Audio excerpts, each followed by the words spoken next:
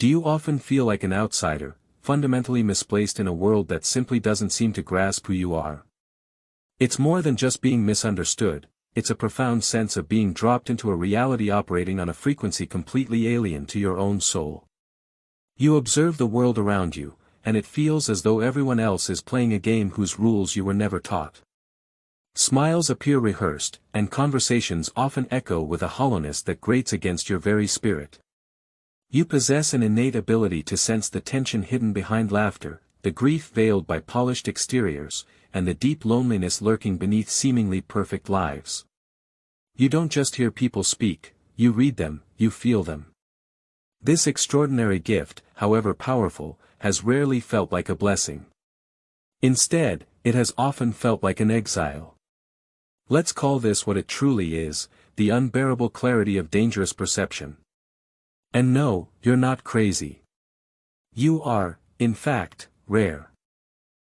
Exceptionally rare. Carl Jung, the renowned psychiatrist, identified individuals like you, those so profoundly perceptive and attuned to subtle psychological currents that their very presence can disrupt the social fabric around them. If this resonates with you, understand that what you're experiencing isn't a malfunction. It's a deeper knowing, a soul-level intelligence that effortlessly sees through illusion, much like sunlight piercing through smoke. But be warned, this profound knowing will come at a cost. It will demand your comfort, your normalcy, and your sense of conventional belonging. Everything superficial must burn away. Because you aren't here to fit in, you are here to awaken. The unseen burden, when your awareness turns against you. The first undeniable sign is the secret burden you've likely carried for a long time, the persistent belief that something is inherently wrong with you. You might think you're broken, or that your inability to be normal is a personal failing. Yet, the truth is, your dissonance with the world isn't a deficit. It's powerful evidence that your consciousness is tuned to a radically uncommon frequency. And once you begin to see the world through this unique lens, you can never unsee it. This isn't about ego, it's about existential exile. You walk among others, yet feel profoundly apart. This unbearable perception, what Jung termed dangerous, isn't merely a way of seeing, it's a fundamental way of being. You don't just hear the words spoken, you decode what's left unsaid. You sense people's shame even as they smile, and their regret even as they boast. And perhaps the most challenging aspect is that you cannot turn it off. You see too much, the mirror that terrifies. Here's a truth no one typically tells you: when you see people too clearly, they will fear you. This is because many individuals build their lives around avoiding their own shadows, and you are the walking embodiment of the uncomfortable truths they've spent years trying to suppress. The tension you often feel in rooms? That's not paranoia. That's projection. You become the mirror they desperately wish to avoid looking into. And mirrors are rarely welcomed guests. You'll hear phrases like, "You're too intense. You overthink everything. Can't you just be normal?" These aren't said because you're wrong, they're said because you are right. And raw, untamed truth, it burns. But normalcy has never been your destined path. For you, normal means betraying your very essence. It means smiling when your soul is weeping. It means pretending to be asleep when you are wide awake. Sign 2, an allergic reaction to superficiality. Let's be honest. Small talk doesn't just bore you, it physically hurts. Your spirit rejects superficiality with the same intensity a body rejects poison. You crave genuine depth, not mere decoration. You yearn for raw, unfiltered existence. You want to discuss pain and purpose, not merely the weather. However, the world isn't designed for this level of depth. Most people seek to numb themselves, to distract, to feel safe within their comfortable illusions. You, on the other hand, are starving for truth. And in a world addicted to superficial connections, your profound appetite for soulful communion often makes you seem utterly alien. This isn't arrogance. This is your biology. Your soul biology. Sign 3, the empath's curse, absorbing what's not yours. You've undoubtedly felt it, that heavy fog of fatigue after being around people, that inexplicable ache that strikes you without warning, or that creeping anxiety that arrives like a thief in the night. It's not yours. You are absorbing everything. Their grief, their unspoken fears, their denied rage, you're not imagining it. You are a psychic filter, and your nervous system is constantly under siege. Jung referred to this as participation mystique, emerging with the collective unconscious. For others, this might be a rare, mystical event. For you, it's simply your everyday reality. And so, you retreat. Not because you're antisocial, but because silence is your sanctuary. Solitude is how you survive. Yet, even solitude has its shadow side. When you're constantly absorbing the emotions of others, it can become a convenient excuse to avoid confronting your own. You become the therapist, the healer, the sage for everyone else. And in doing so, you bypass your own pain. Until one day, you awaken and realize, you know everyone else, except yourself. Sign 4, the fragmentation of the self. This is perhaps the deepest cut of all. You find yourself splitting into different versions just to survive. The public self, the social self, the family self, all are performative masks, worn not out of deception, but out of sheer necessity. Because being fully, unapologetically you, that's often simply too much for the world to handle. But this fragmentation is a slow, spiritual suicide. Every time you diminish yourself, you reinforce the lie that your truth is somehow too much. And it hurts deeply. That chronic fatigue you experience. That depression that defies diagnosis. That anxiety that never quite leaves. That's not a mental illness. That's your soul screaming. You are not sick. You are suffocating in the absence of your own truth. And here's the profound truth Jung left for you, like a sacred inheritance: what you see is needed. What you feel is essential. What you carry is medicine. But first, you must stop hiding. Sign 5, you recognize your own kind. In those rare, precious moments, the fog clears. You lock eyes with someone, and time seems to fold in on itself. You know them. You feel them. You can't explain how or why, but they are like you. It's as if your soul finally receives a reply after years of screaming into the void. This isn't fantasy. This is frequency recognition. An ancient resonance. A subtle yet unmistakable knowing, there you are. I've been waiting. But once you've experienced this profound level of connection, everything else suddenly feels hollow. You can't go back. You won't go back. You'd rather walk alone than walk masked. Because after being truly seen, to return to invisibility is a death of the soul. Sign 6, you carry a purpose too big for one lifetime. There's something profound within you that simply refuses to be silenced. A calling. A cosmic itch that keeps you awake at night. It's not merely a job or a goal, it's a mission. A sacred assignment. You were born with it. And you've tried to drown it, to ignore it, to shrink it down. But it persistently returns. Why? Because it is not optional. This isn't about achieving conventional success. You are here to disrupt. To awaken. To rebuild what's broken. To speak the unspeakable. You are a bridge between dimensions, between what currently is and what could be. And yes, it's lonely. But that's precisely because your mission requires it. You cannot hear cosmic instructions over the deafening noise of conformity. Sign 7, your greatest wound is your sacred gift. The final sign, perhaps the most painful yet ultimately the most empowering, is this. Your wound is your superpower. That childhood pain, that betrayal, that abandonment. That is your sacred mark. It didn't break you, it forged you. The reason you can see so clearly in the dark is because you've been there yourself. And you made it out. And now, you carry the map for others. This is what Jung meant by individuation, to take your deepest pain and transform it into your greatest wisdom. You are not meant to erase the wound. You are meant to integrate it, so fully that it becomes a light so bright it burns through every lie, every mask, every illusion. You are not here to be healed into passivity. You are here to alchemize into power.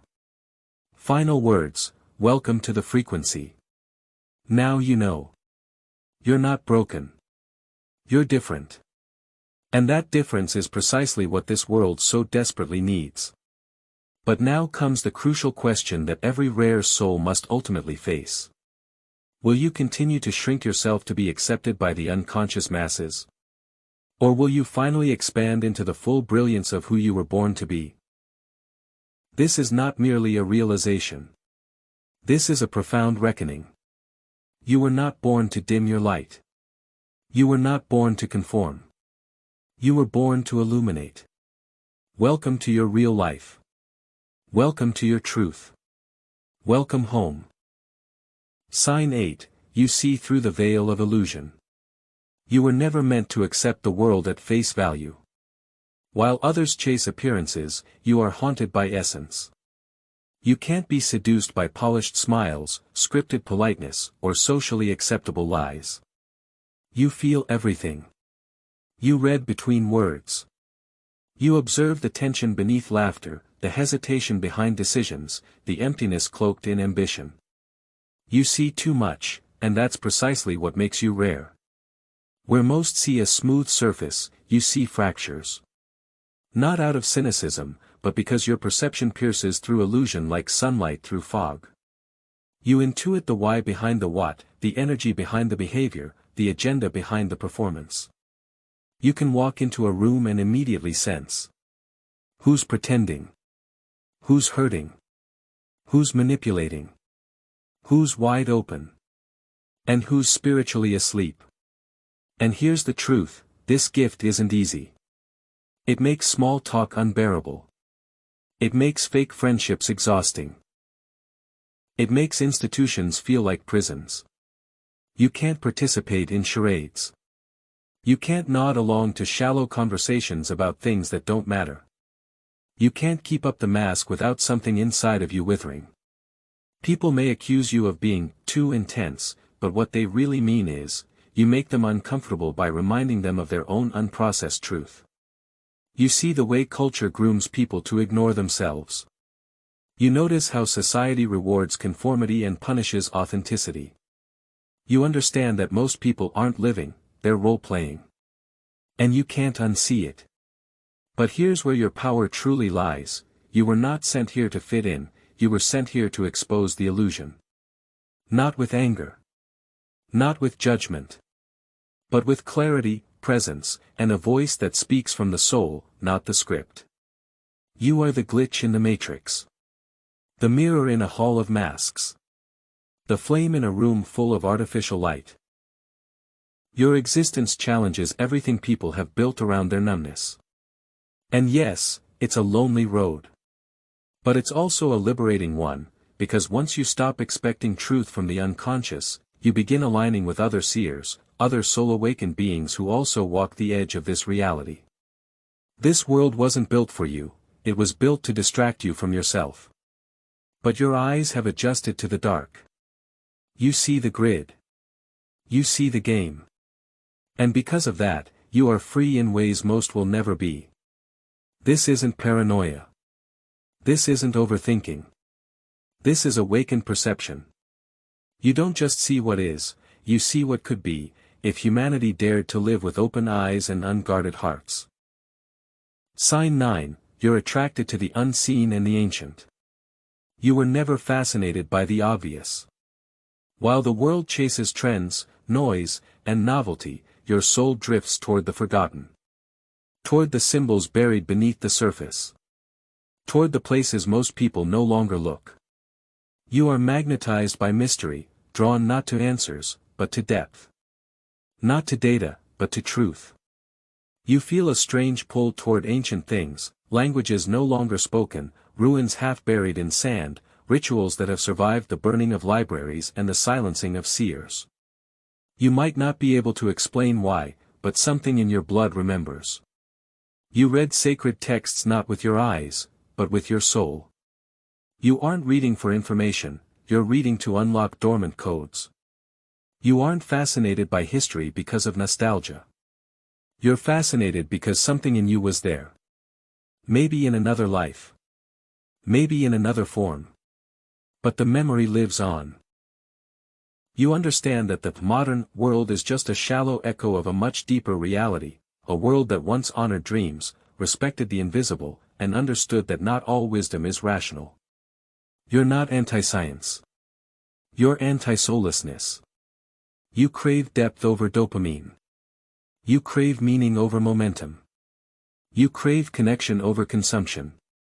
You might feel out of place in the current era, and that's because you weren't made for it. You're a spiritual bridge, a conduit between the wisdom of the ancients and the chaos of the present. You carry the soul of a mystic in the age of distraction. You resonate with myth over media. Symbols over slogans. Silence over spectacle. You see dreams not as random firing of neurons, but as portals.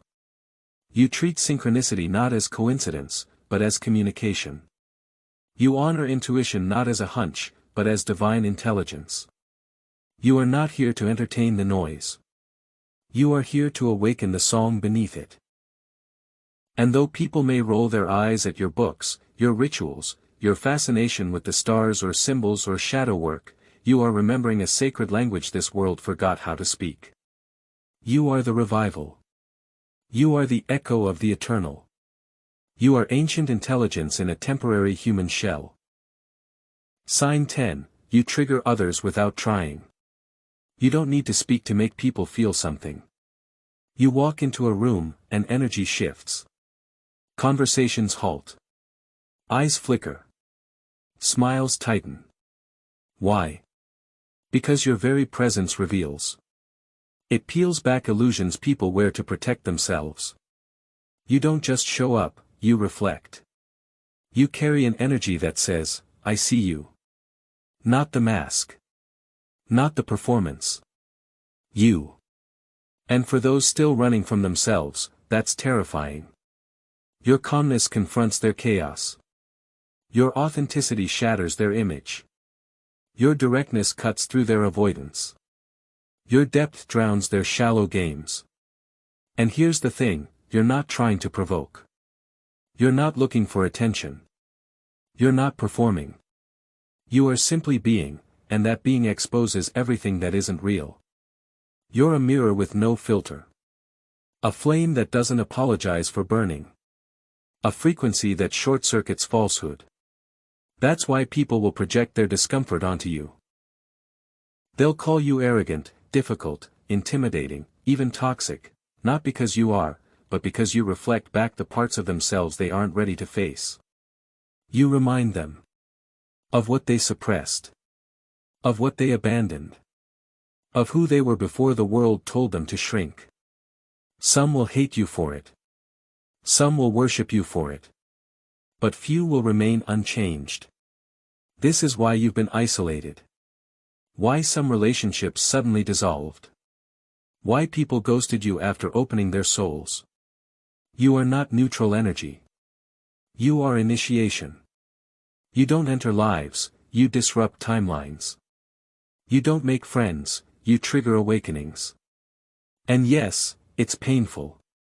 You will lose people. You will be misunderstood. But the right ones, the real ones, will see your fire and rise to meet it. They won't run from your intensity. They'll remember theirs. Because your gift is not just truth. It's transformation. You don't just walk through the world, you rearrange it. So if you felt like your very existence pushes people away, remember, you were never here to make everyone comfortable. You were sent here to shake souls awake. And now you know why your presence has always felt like both a blessing and a burden. Because you are a catalyst cloaked in human skin.